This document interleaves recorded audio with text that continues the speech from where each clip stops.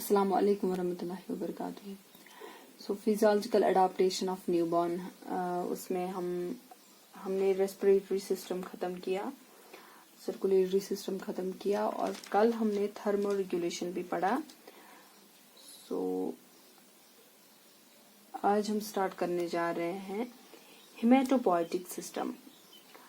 सो haematopoietic system क्या होता है?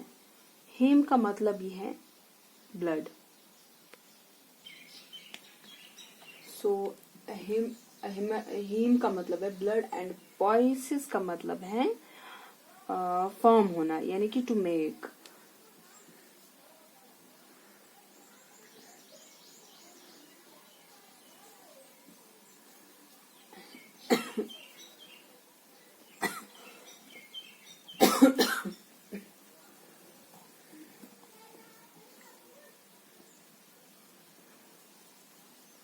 Haematopoietic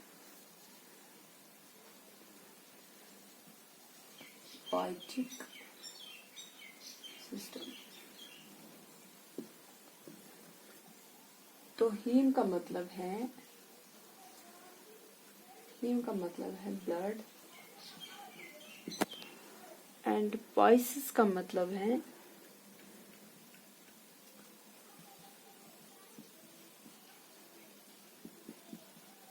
to make. मीन्स फिर हम क्या बोल सकते हैं? It is the formation of blood cellular components. It is the formation of blood cellular components. So यहाँ पे क्या होता है, जो बच्चे में क्या होता है, जो टोटल ब्लड वॉल्यूम होता है न्यूबॉर्न्स में, वो डिपेंड करता है अमाउंट ऑफ प्लेसेंटल, यानी कि ट्रांसफर ऑफ ब्लड। प्लेसेंटा में कितना ब्लड ट्रांसफर हो जाता है मदर टू फीटस, तो यहाँ पे वो डिपेंड करता है। It depends on the amount of placenta transfer of blood, placental transfer of blood. So जो ये ब्लड वॉल्यूम होता है in full term infants is about 80 to 85 ml per kg of body weight. So body weight के हिसाब से, पर KG के body weight के हिसाब से जो फुल टर्म बेबीज होते हैं, फुल टर्म इन्फेंट्स होते हैं, उनमें क्या पाया जाता है? 80 से लेके 85 ml पर KG of body weight blood volume पाया जाता है। सो इमीडिएटली आफ्टर बर्थ जो टोटल ब्लड वॉल्यूम होता है वो 300 ml होता है।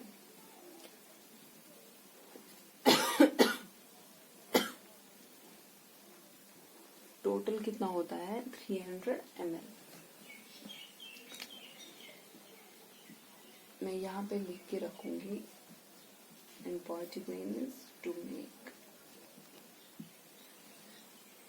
सो यहाँ पे क्या देखते हैं हम, जो इमिडिएटली आफ्टर बर्थ जो टोटल वॉल्यूम होता है ब्लड वॉल्यूम वो 300 ml होता है। मगर ये डिपेंड करता है कि हम कब तक कॉर्ड क्लैंपिंग कर सकते हैं। जो अगर कॉर्ड क्लैंप, क्योंकि मैंने ऑलरेडी आपको प्लेसेंटा में पढ़ाया है, कॉर्ड क्लैंपिंग में हम क्या करते हैं, अगर कॉर्ड क्लैंप में डिले हो सकता है तो ट्रांसफर ऑफ ब्लड जो है अगर डिले हो सकता है 100 ml तक जा सकता है। जो एक्स्ट्रा ब्लड जाता है वो मैंने आपको ऑलरेडी पढ़ाया है। सो वो बच्चे को बेनिफिट क्या मिलता है वहां पे?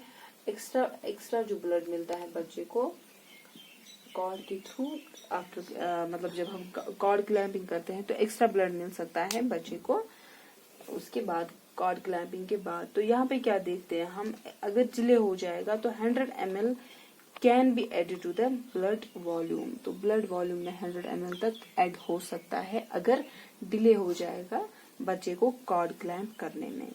सो ये हेमेटोपोएटिक सिस्टम में था।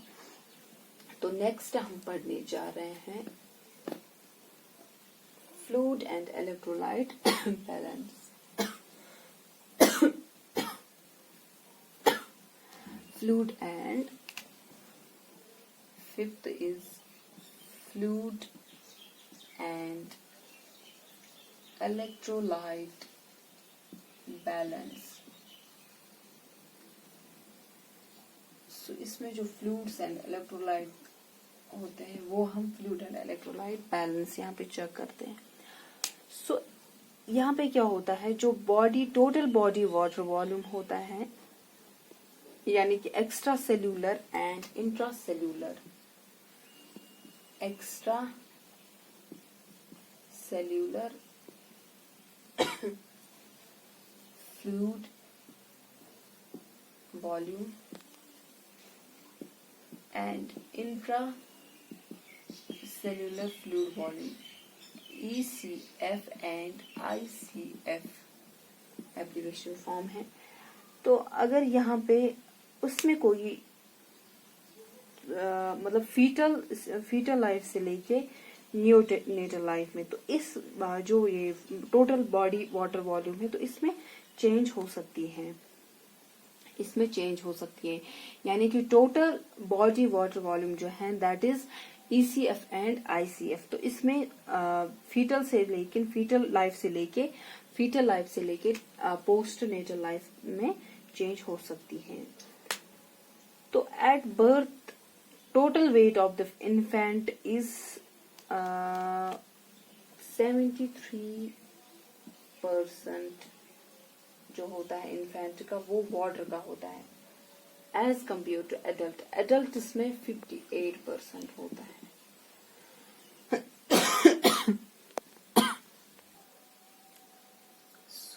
उसके बाद हम क्या देखते हैं, जो इन्फेंट्स होते हैं उनको हायर रेशो होता है ECF का देन द एडल्ट्स, उनमें ज्यादा रेशो होता है, हाई रेशो होता है ECF का, एक्स्ट्रा सेल्यूलर फ्लूइड का देन द एडल्ट्स।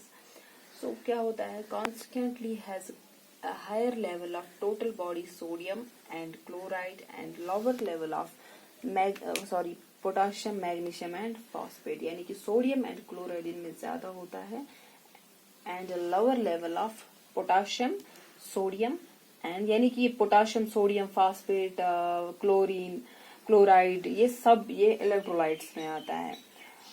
सो इनमें क्या होता है, जो सरफेस एरिया होता है न्यूबॉर्न का वो ज्यादा होता है। सो इनमें वाटर लॉस होने के चांसेस ज्यादा होते हैं। सो सरफेस एरिया जो होता है न्यूबॉर्न का वो ज्यादा होता है, लार्जली इंक्रीज्ड होता है एंड जो इसमें जो वाटर लॉस होता है, जो बच्चों में वाटर लॉस होने के चांसेस होते हैं वो बहुत ज्यादा होते हैं। So in addition to the state of fluid exchange being 7 times greater in the infant than in the adults, यानी कि इसमें क्या होता है, वो फ्लूइड एक्सचेंज, जो रेट ऑफ फ्लूइड एक्सचेंज होता है वो 7 times ग्रेटर होता है इन्फेंट्स में देन द एडल्ट्स, एडल्ट से मतलब इन्फेंट्स में ज्यादा होता है एडल्ट से। सो इन्फेंट रेट, यानी कि जो इन्फेंट्स में मेटाबॉलिज्म रेट है वो 2 गुना ज्यादा, इज ट्वाइस, मतलब 2 गुना वो ज्यादा होता है। सो वहां पे क्या होता है, as much acid is formed, यानी कि यहाँ पे क्या होता है, जो इन्फेंट्स में रेट ऑफ मेटाबॉलिज्म है इज ट्वाइस, वो ज्यादा होता है एज कंपेयर टू एडल्ट्स। तो यहाँ पे क्या होता है, एसिड फॉर्मेशन ज्यादा हो सकती है। सो हम क्या देखते हैं, यहाँ पे जो इमैच्योर किडनीज होते हैं, इमैच्योर किडनी में किस में हो सकता है ये सबको पता है। जो इमैच्योर प्रीमैच्योर बेबी होता है उनमें वो प्रीमैच्योरिटी की वजह से उनमें इमैच्योर किडनी हो सकती है। सो यहाँ पे क्या होगा, जो इमैच्योर किडनीज हैं मतलब उनमें वो सफिशिएंटली कंसंट्रेट, मतलब यूरिन को कंसंट्रेट नहीं, यूरिन कंसंट्रेशन जो होती है वो कंजर्व, यहाँ पे क्या होता है, वो बॉडी को क्या करते हैं, वो बॉडी वाटर जो होता है उसको कंजर्व नहीं कर पाते हैं, क्यों, बिकॉज ऑफ इमैच्योर किडनीज। सो फिर हम क्या बोलेंगे, जो प्रीटर्म बेबीज होते हैं उनमें इमैच्योर किडनीज होते हैं। सो बिकॉज ऑफ दैट वो कंसंट्रेट यूरिन को नहीं कर पाएंगे, यानी कि वो किडनीज जो होती है वो इमैच्योर होने की वजह से फिर क्या होता है, वो जो बॉडी वाटर है वो उसको कंजर्व नहीं कर पाती है। तो ये जो फैक्टर्स होते हैं ये इन्फेंट को मतलब इन्फेंट जो है वो ज्यादा प्रोन होगा डिहाइड्रेशन का, यानी कि एसिडोसिस भी हो सकता है, पॉसिबिलिटी ज्यादा होते हैं, डिहाइड्रेशन की पॉसिबिलिटी ज्यादा हो सकते हैं, या may be possibility of over hydration और वाटर इंटॉक्सिकेशन भी हो सकते हैं यहाँ पे। सो ये फ्लूइड एंड इलेक्ट्रोलाइट बैलेंस है। हेमाटोपोइटिक सिस्टम भी खत्म हो गया। सो